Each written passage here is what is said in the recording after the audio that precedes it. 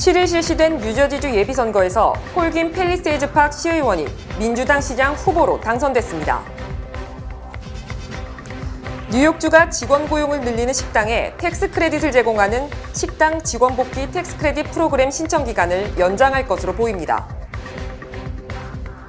뉴요커 10명 중 8명은 자신도 총기 사건의 희생자가 될 수 있다는 불안에 시달리는 것으로 드러났습니다.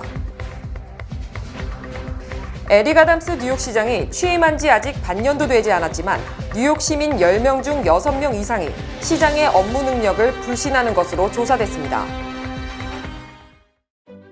가족과 친구, 소중한 이들은 친밀한 유대관계입니다. 백신 접종은 우리가 더 가까워지도록 돕습니다. 백신 접종은 코비드-19로 인한 심각한 질병에 대해 보호력을 제공합니다. 백신을 접종받고 부스터 주사로 최신 상태를 유지하십시오. 백신 접종소를 찾으시려면 nyc.gov/백신파인더를 방문하거나 877-829-4692로 전화하십시오. 시청자 여러분 안녕하십니까? 6월 8일 수요일 TKC 뉴스데스크 첫 소식입니다. 7일 실시된 뉴저지주 예비선거에서 폴김 팰리세이즈 팍 시의원이 민주당 시장 후보로 당선됐습니다. 폴김 팰리세이즈 팍 시의원은 이날 선거에서 616표를 획득, 451표를 얻은 크리스정 현 시장을 이기고 본선거행 티켓을 확보했습니다. 이에 따라 폴김 팰리세이즈 팍 시장 민주당 후보는 공화당 스테파니장 시의원과 오는 11월 선거에서 맞붙게 됩니다. 본선거는 한인 대 한인시장 후보들의 열띤 선거전이 펼쳐질 것으로 예상되는 가운데 두 번째 한인시장 탄생에 대한 기대감도 높아지고 있습니다. 또 한인 앤디 김 연방하원의원도 93%의 득표율을 획득해 무난하게 예비선거에서 승리했습니다. 김 의원은 오는 11월 본선거에서 공화당 밥 힐리 후보와 경쟁합니다. 뉴욕주가 직원 고용을 늘리는 식당에 텍스 크레딧을 제공하는 식당 직원 복귀 텍스 크레딧 프로그램 신청 기간을 연장할 것으로 보입니다. 7일 경제 전문 매체 크레인스 뉴욕에 따르면 지난 회계년도의 뉴욕주 예산의 일부를 배정, 통과된 식당 직원 복귀 텍스 크레딧 프로그램은 총 3,500만 달러 예산 중 현재 1,500만 달러 상당이 남아 있습니다. 주정부에서는 남은 예산을 소진하기 위해 신청 기한을 7월 1일까지로 연장하는 것을 검토 중입니다. 이 프로그램은 사업체가 2020년 말에서 2021년 초 주 보건국이 지정한 오렌지, 레드존에 위치했고 40% 이상의 매출 손실을 입었음을 증명할 수 있다면 신청할 수 있습니다. 팬데믹 타격을 입었을 때 직원을 줄였다가 현재 다시 추가 고용을 한 상태라는 점도 입증할 수 있어야 합니다. 한 명을 고용할 때마다 5,000달러 세액공제를 받을 수 있고 식당 한 곳당 최대 10명까지 세액공제를 신청할 수 있습니다. 뉴요커 10명 중 8명은 자신도 총기 사건의 희생자가 될 수 있다는 불안에 시달리는 것으로 드러났습니다. 시에나 칼리지 여론조사 결과 전체 응답자의 76%는 본인이 총격 등 폭력 사건의 직접적인 피해자가 될 수 있다고 답변했으며 특히 남성은 68%인 반면 여성은 83%가 이같이 답했습니다. 인종별로는 히스패닉이 84%, 아시안이 83%로 가장 높았고 흑인은 79%에 달한 반면 백인은 67%로 가장 낮았습니다. 지역별로는 브롱스가 81%로 총기 희생에 대한 우려가 가장 많았고 퀸즈 주민이 79%로 뉴욕시 평균 76%를 넘었고 브루클린은 75%, 스테튼 아일랜드는 72%, 맨해튼 68%의 순이었습니다. 특히 뉴요커의 70%는 뉴욕시 안전이 팬데믹 이전보다 나빠졌다고 답했으며 더 안전해졌다는 답변은 3%에 그쳤습니다. 또 불안을 가장 많이 호소한 지역은 퀸즈로 77%에 달한 반면 맨해튼은 66%, 스테이튼 아일랜드는 56%로 조사됐습니다. 이외에도 뉴욕시가 잘못된 방향으로 가고 있다는 답변이 56%인 반면 올바른 방향으로 가고 있다는 답변은 32%에 불과했습니다.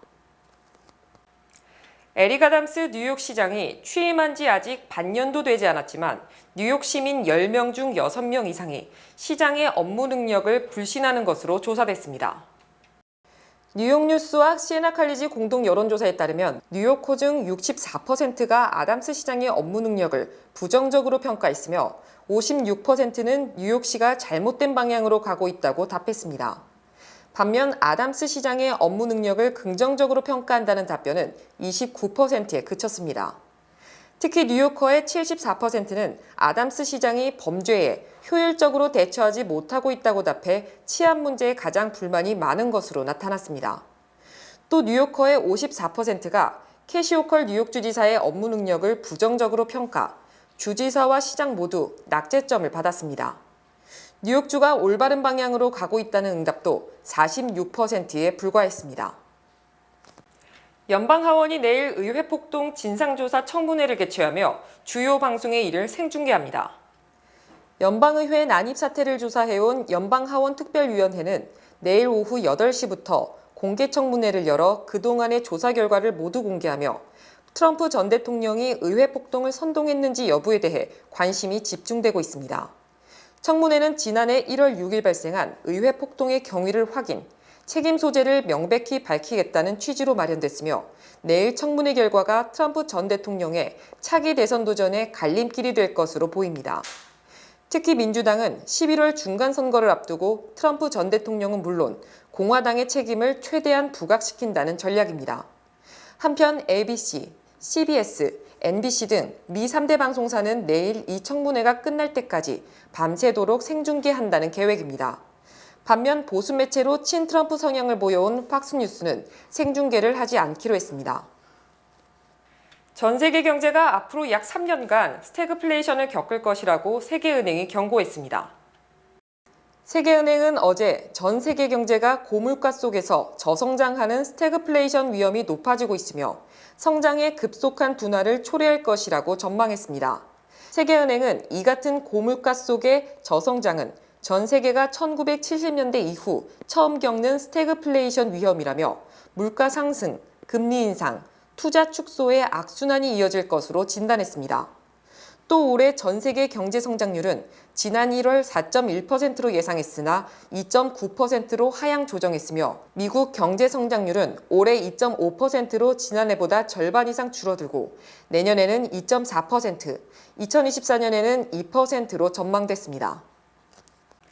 제니 델런 재무부 장관이 40년 만에 최고 수준으로 치솟은 인플레이션이 받아들이기 힘든 수준이며 물가 잡기가 정책 최우선 순위라고 밝혔습니다.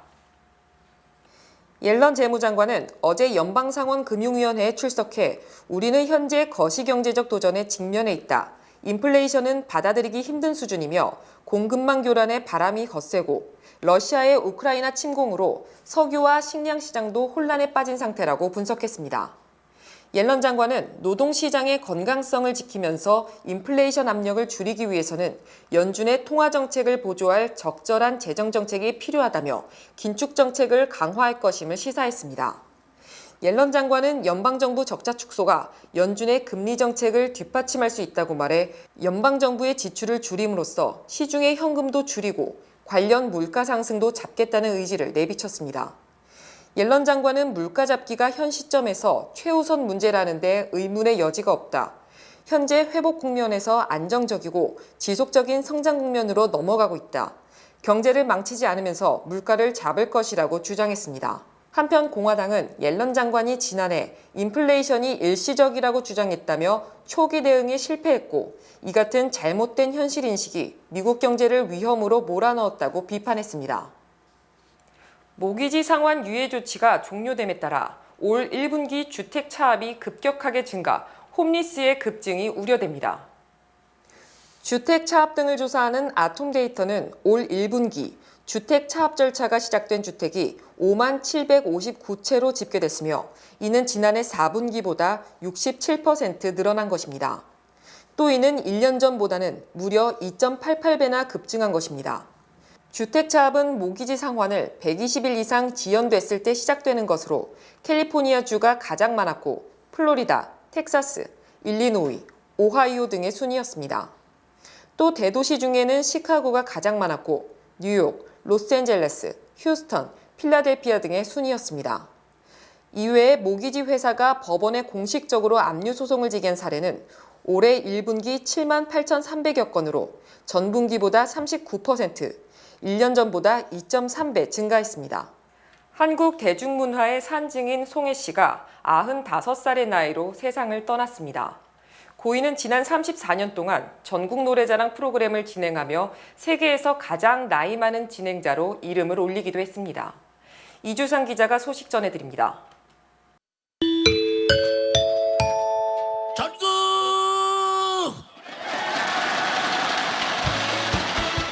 방송인 송혜 씨는 KBS 장수 프로그램 전국 노래자랑의 터줏대감이었습니다. 그런데 올 들어서만 1월과 5월 두 차례 건강 이상으로 병원에 입원했고 지난 3월에는 코로나19에 확진되기도 했습니다. 지난 5일 2년여 만에 재개한 현장 녹화에도 참석하지 못했습니다. 61살이던 1988년 5월부터 전국 노래자랑 MC를 맡아 34년 동안 프로그램을 진행해 왔습니다. 2010년 이후에는 피로 누적과 체력 약화로 몇 차례 방송 참여를 못하기도 했지만 일요일의 남자로 매주 관객과 시청자들을 만났습니다. 이 노래자랑 하면서 정말 많은 위로를 받았어요. 저 사람이 지금 어떤 심정으로 저런 소리를 지르고 하나. 펑펑 울을 분도 있었으니까 끌어안고. 지난 4월에는 95세 현역 최고령 TV 음악 경연 프로그램 진행자로 기네스 세계 기록에 등재되기도 했습니다. 황해도 재령 출신인 고인은 한국전쟁 때 월남한 뒤 가수로 방송 활동을 시작했습니다. 2003년 평양에서 전국 노래자랑을 진행하며 실향민으로서의 아픔을 표현하기도 했습니다. 내 고향은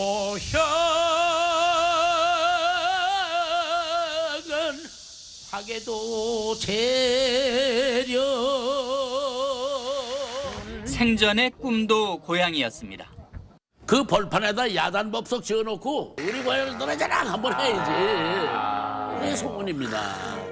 그 꿈은 이루지 못했지만 최장수 프로그램의 최고령 MC, 영원한 현역으로 남은 채 이제 영원한 안식에 들어갔습니다. SBS 이주상입니다. 성김 미 국무부 대북특별대표는 북한의 핵실험이 임박했으며 언제든 실험이 가능하다는 전망을 내놨습니다. 한반도 긴장이 높아지는 가운데 서울에서 모인 한미일 차관은 대북 공조를 과시했습니다. 워싱턴에서 김수영 특파원입니다. 전화브리핑에 나선 성김 미국 국무부 대북특별대표는 북한이 오는 금요일 핵실험을 할 가능성이 있냐는 질문에 정확한 시점은 모르지만 북한의 준비는 끝났다고 말했습니다. 핵실험이 언제든 가능하다는 겁니다. I don't have any specific information about the exact timing of the possible nuclear test. We know that the North Koreans have done preparations for a nuclear test. 북한이 핵실험을 할 경우 신속하고 강력하게 대응할 거라고 경고하면서 동맹과 긴밀히 협력하고 있다고 밝혔습니다. 하지만 외교적인 해법을 찾겠다는 입장에는 변함이 없다고 말했습니다. 한반도의 안정이 중국의 이익이라고 믿는다면서 중국의 북한의 도발을 막기 위해 나서달라고 촉구했습니다. 북한만 관심을 보이면 더 유연한 접근법을 취할 거라면서 코로나 백신 지원은 물론 대북 식량 지원 가능성도 거론했습니다. Food assistance might be a part of it. We're open-minded, as I said, about what type of humanitarian assistance cooperation we might be able to offer. 북한의 핵실험을 저지하기 위해 미국이 당근과 채찍을 모두 꺼내든 모양새지만 북한이 얼마나 호응할지가 관건입니다. 북한 핵실험 임박 징후로 한반도 긴장이 고조되는 가운데 서울에 모인 한미일 외교 차관은 공조 의지를 과시했습니다. 삼국 차관은 공동 성명에서 북한의 핵과 미사일 위협이 고도화되는 상황에서 한미일 안보 협력을 강화해 나가기로 했다고 밝혔습니다. 워싱턴에서 SBS 김수영입니다.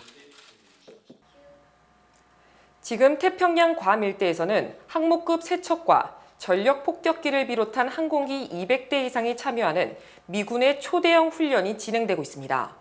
예년에 비해 석 달 앞당겨졌고 참가 전력도 부쩍 늘렸는데 임박한 북한 핵실험을 견제하는 것으로 보입니다. 김태훈 국방전문기자입니다. 동아시아의 터줏대감 항모 로널드 레이건. 지난 4월 북한 ICBM 도발에 동해 진입 훈련을 했던 항모 에이브러햄 링컨, 스텔스 전투기 F-35B 20대를 탑재한 강습 상륙함 트리폴리. 이 세 척은 현재 괌과 팔라우 중간 해역에서 미군 단독의 경련제 훈련인 용감한 방패 훈련을 벌이고 있습니다. B-1B 전략폭격기 F-22 전투기를 비롯해 항공기 200대 이상과 육해공군 해병대, 우주군 병력 등 13,000명이 투입됐습니다. 경북 성주의 사드를 비롯해 아시아 태평양 지역 미사일 방어 작전을 지휘하는 하와이 주둔 94사령부도 참가했습니다.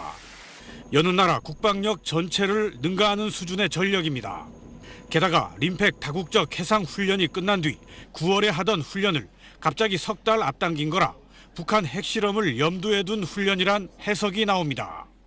림팩 훈련 이후에 훈련이 실시되었는데요. 갑자기 6월로 앞당겨진 것은 북한의 핵실험 임박에 따른 강력한 군사적 경고 조치라고 볼 수 있습니다. 오는 17일까지 열흘 남짓 훈련 기간 중 북한이 핵실험을 하면 확장 억제 시위 차원에서 B-1B 폭격기 등 훈련에 참가한 전략 자산의 한반도 긴급 정계도 예상됩니다. 정부와 여당, 대통령실은 오늘 당정 협의회를 열고 북한의 핵과 미사일 도발에 대한 대비 태세를 집중 점검했습니다. 신인호 국가안보실 2차장은 삼축 체계를 중심으로 북핵 미사일을 실질적으로 무력화할 수 있는 대책을 윤석열 대통령 임기 내에 강구하겠다고 말했습니다. SBS 김태훈입니다. TKC 뉴스는 잠시 후 2부에서 계속됩니다.